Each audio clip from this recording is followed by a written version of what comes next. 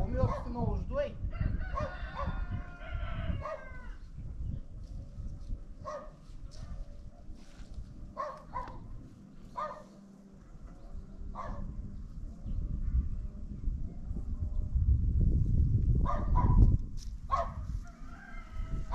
Mariane, și fii atent, aici este și altarul.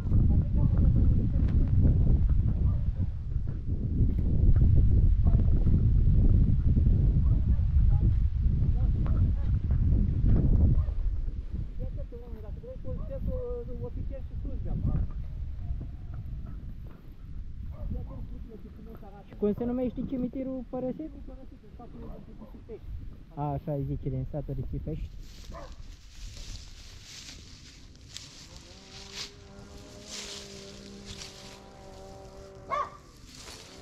Ce mai știi despre cimitir? Nu mai știu nimic. Cum se numeau decedații? Hai să citim, că toate sunt scrise în slavonă. Imediat mergem să citim. Cu care începem primul? Vispești, satul Vispești, comuna Năieni.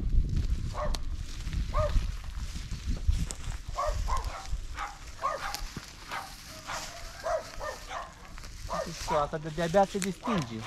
Nici...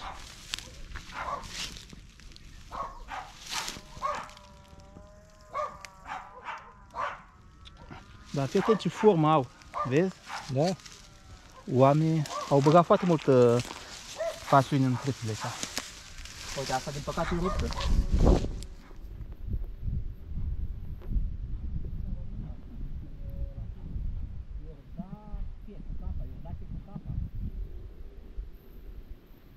Este Iordache po...